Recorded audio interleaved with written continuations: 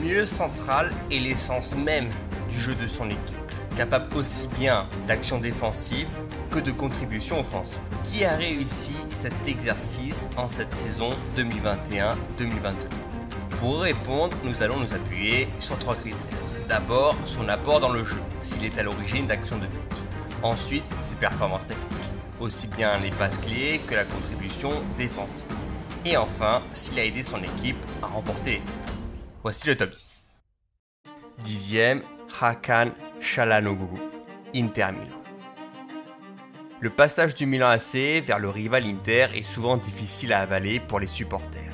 Le Turc aurait pu avoir des difficultés d'adaptation sous ses nouvelles couleurs, mais finalement, il n'en fut rien. Dans un poste de milieu centre axé offensif, Çalhanoğlu a joué son jeu pour fonder le trio gagnant du milieu de terrain avec Barella et Brozovic. Ensemble, ils terminent 2e de Serie A et soulèvent la Coppa Italia. Usant de ses qualités offensives, le Turc se libère d'un poids en montant plus haut que ses partenaires. Il peut combiner aussi bien avec Brozovic qu'avec Correa ou Lautaro Martinez. Ses passes sont fines, précises et arrivent facilement à destination. En plus de ça, il a la faculté de frapper de loin pour débloquer une situation. Ce fut une agréable surprise de le voir jouer à ce niveau, mais il va devoir confirmer dans les grands matchs européens. 9e, Marco Verratti, Paris Saint-Germain. Même s'il est vrai qu'il n'a pas eu le même impact que les saisons précédentes, Verratti reste une référence à ce poste. Il répond toujours présent, même face à de l'adversité. Ses quelques matchs européens ont pesé dans la balance et il est sûrement le seul milieu de terrain parisien à avoir conservé son statut. Avec lui, le PSG termine champion de France, un titre à ne pas négliger. Marco Verratti est sûrement l'un des meilleurs joueurs à conserver la balle sous la pression. Il peut se retrouver face à 3 joueurs, il arrivera toujours à obtenir une faute ou à trouver un espace pour délivrer une passe. En plus de ça, il a des qualités défensives qui lui permettent de récupérer la balle proprement. Cependant, on l'attend davantage dans les grands matchs à élimination directe, où il n'a pas suffisamment pesé pour éliminer le Real Madrid. Peut-être doit-il sortir de sa zone de confort et quitter le Paris Saint-Germain dans les années à venir. 8e, Toni Kroos, Real Madrid. Il aurait pu être poussé par la jeune concurrence, mais finalement, Toni Kroos a gardé la confiance de son coach Ancelotti. Il a été particulièrement brillant dans le jeu collectif du Real Madrid et reste comme toujours un modèle du genre au milieu de terrain. Toujours titulaire dans les grands matchs, il a contribué au succès européen des Madrilènes. Et il est vrai que son jeu n'a pas changé cette saison. C'est celui qui va toujours proposer un jeu vers l'avant et toujours délivrer une passe juste à destination d'un joueur offensif. Il a même été ce joueur capable de combler les trous, quitte à être plus défensif. Dans tous les cas, l'Allemand reste une pièce maîtresse dans l'entrejeu et constitue un vrai leader sur le terrain.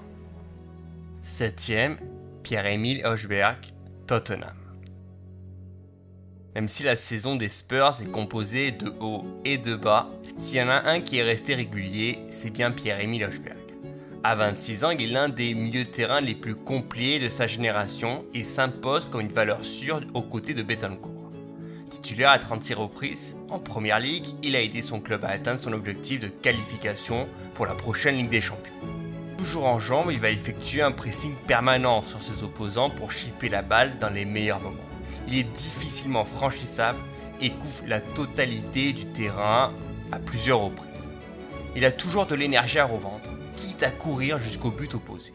Højbjerg est aussi très lucide, un joueur capable de scanner autour de lui pour connaître les mouvements des autres joueurs. Bref, vous l'aurez compris, le Danois est un battant, un guerrier et pas étonnant qu'il plaît à Antonio Conte. 6e, Dani Parejo, Villarreal. Pour tous les suiveurs de la Liga, voir Dani Parejo parmi les meilleurs milieux centraux de la saison n'est pas étonnant. Il a toujours fait preuve de régularité dans son jeu, aussi bien du côté de Valence qu'à Villarreal cette saison. L'Espagnol a surtout été le joueur clé du système de Unai Emery dans la conquête de la Ligue des Champions. Même si c'est vrai que la saison blanche risque d'avoir un impact, d'autant plus que la 5e place acquise par le club de Villarreal en Liga, mais le joueur, lui, ne s'est jamais démonté. Dans un milieu à deux, associé à Etienne Capoue, il a eu un rôle important dans les phases de transition. Son but est toujours de servir de fer de lance pour projeter le ballon vers un coéquipier démarqué loin devant. Et sans le ballon, ses qualités défensives ne sont pas en reste. Il protège sa défense et a cette particularité de bloquer le jeu dans l'axe. Il est difficilement franchissable et constitue un élément majeur du club de Villarreal. 5e, Nicolo Barella, Inter Milan. C'est le petit prince de l'Italie et de l'Inter Milan. Celui qui transforme chaque ballon touché en or. Dans la continuité de la saison précédente, Barella se montre conquérant et monte aisément balle au pied dans la surface adverse. Il est très habile dans ses gestes et sa technique est exemplaire. Même si cette fois-ci le titre de Serie A lui a échappé, il remporte quand même la Coppa Italia avec son club. Dans le jeu, son visage innocent n'est qu'une facette, parce que Barella est surtout ce guerrier que tous les coachs rêvent d'avoir.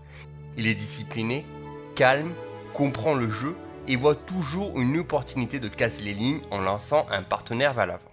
Ses mouvements à répétition, avec ou sans ballon, rendent ses actions difficilement prévisibles pour ses adversaires. Tout cela combiné et vous avez un magnifique joueur. 4e, Sergej Milinković-Savić. Voilà cette saison dans le même club de la Lazio et voilà cette saison que Milinković-Savić survole le milieu de terrain italien.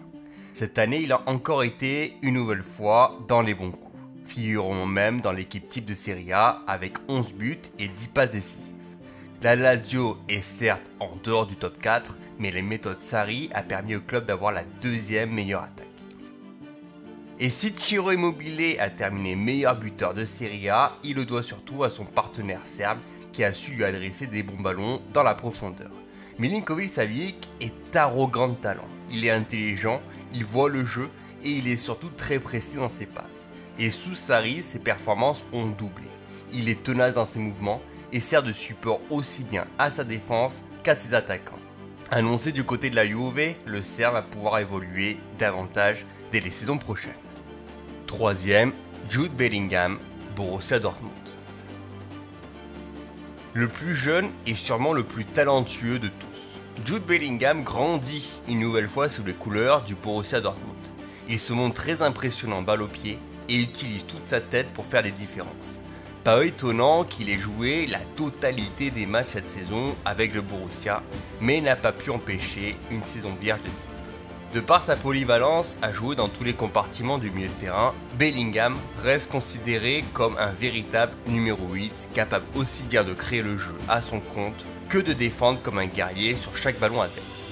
Sa faculté d'interagir rapidement fait de lui un joueur encore plus fort mentalement et a fortement contribué à aider son équipe dans ces moments-là.